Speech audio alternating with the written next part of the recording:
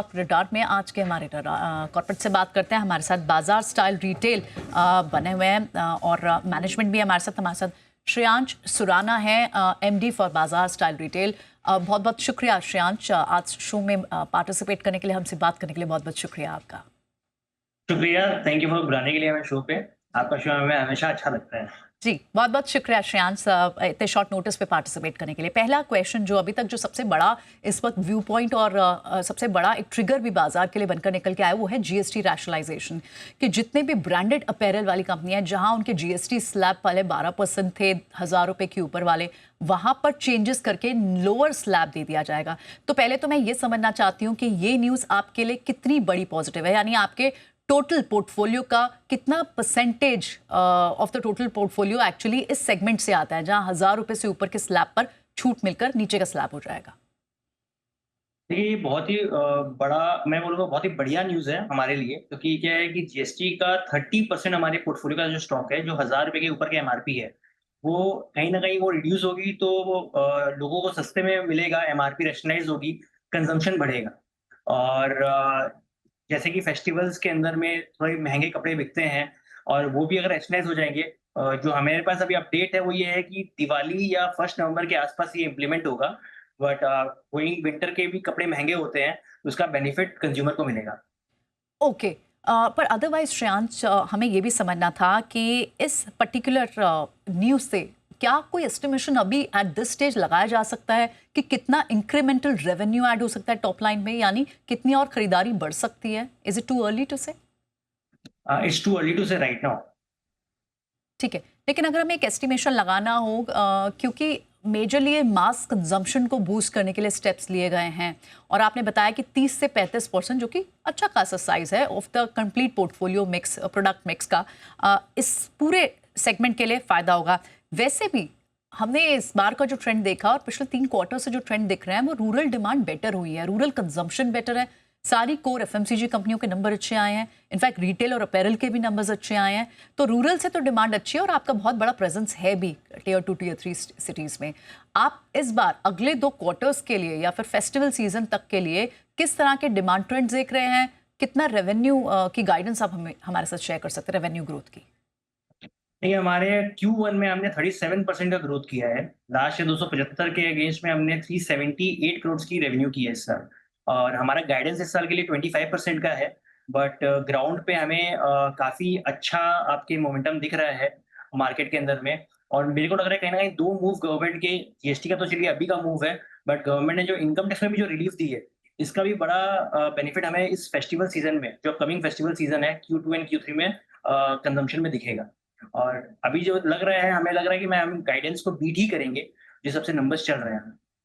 श्रेयांश, इस बार का बेनिफिट ना सारी ही फेस्टिवल कंजम्पशन बेस्ड कंपनीज को फायदा बेहतर मिलेगा, क्योंकि दिवाली जो आ रही है वो इस बार अक्टूबर में है, तो यानी फेस्टिव सीजन की शॉपिंग जो है वो इनफैक्ट अगस्त से ही हो गई है, तो यानी आपका Q2 और Q3 दोनों में इसका इम्पैक्ट देखने को मिलेगा।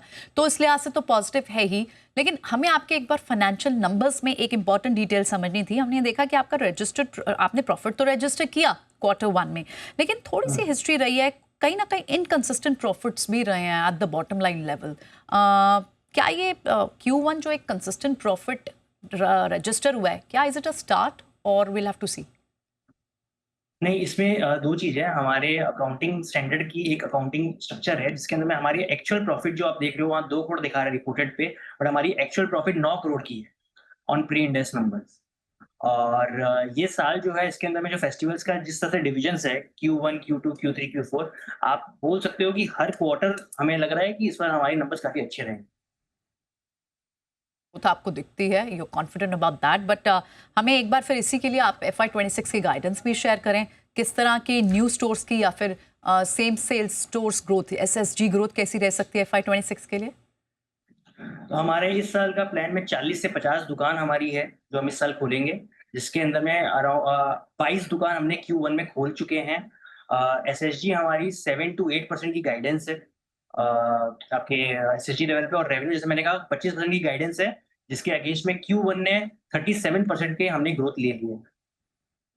ऑल राइट शांत, वन वेरी क्विक क्वेश्चन, आपका कुछ ब्रांड्स आपके, कुछ पोर्टफोलियो के कुछ आइटम्स आपके ई कॉमर्स पे भी अवेलेबल हैं। ई कॉमर्स पर कितनी बड़ी स्ट्रैटेजी कंपनी प्लान कर रही है, क्योंकि ब्लिंकिट के थ्रू भी हम आपके प्रोडक्ट्स खरीद तो सकते हैं, क्या फोकस होगा क्विक कॉमर्स ग्रोथ पर आगे चल के कंपनी? क्विक कॉमर्स पे हम लोग फोकस कर रहे हैं। इसमें अभी बहुत छोटे स्टेज पे है, नेशन स्टेज पे है, बट नेक्स्ट फाइनेंशियल ईयर के अंदर में आप इसे हम ट्राई कर रहे हैं बड़े लेवल पे लेके आने का। ऑलराइट, और स्टोर एक्सपेंशन को लेकर किस तरह के प्लान आप आगे चल के देख रहे हैं? क्या आगे चल के किस तरह की केपेक्स की रिक्वायरमेंट हो सकती है? एक्सपेंशन स्ट्रैटेजी FY26 के लिए कैसी रहेगी? और अगले 3 से 5 साल के लिए कैसे टारगेट्स आप रखेंगे स्टोर एक्सपेंशन को लेकर? देखिए 40 से 50 स्टोर हर साल खुलने हैं और 25% की जो रेवेन्यू टारगेट हम गाइडेंस पे लेके चलते हैं हर साल ग्रोथ के अंदर में। पिछले साल कंपनी ने 1337 करोड़ की रेवेन्यू अचीव की थी और जैसे मैंने कहा कि Q1 में ऑलरेडी 37% की ग्रोथ पे चल रहे हैं। तो टारगेट ये रहेगा कि 25% की ग्रोथ को मेंटेन करें फॉर नेक्स्ट 3 to 4 ईयर्स और इसी रन रेट पे चलते रहें। 40 से 50 दुकान एवरेज में हर साल खुलें। ठीक है, तो इन दैट केस अगर ये स्टोर एक्सपेंशन करना है तो क्या इसके केपेक्स रिक्वायरमेंट्स कैसे मीट होगी? क्या इंटरनल ऑक्यूरल से, या फिर आप कुछ फंड भी रेज करने का प्लान रख रहे हैं? नहीं, ये हमारी इंटरनल अप्रूवल से हो जाएगा। All right, company GST rationalisation का एक बड़ा व्यू लेके चल रही है, और एक क्विक चेक आपसे FY26 की ओवरऑल मार्जिन की गाइडेंस क्या रहेगी, और साथ ही रेवेन्यू ग्रोथ की गाइडेंस क्या रहेगी? EBITDA 14 to 15% की रहेगी गाइडेंस और आपके रेवेन्यू 25% ग्रोथ की रहेगी गाइडेंस।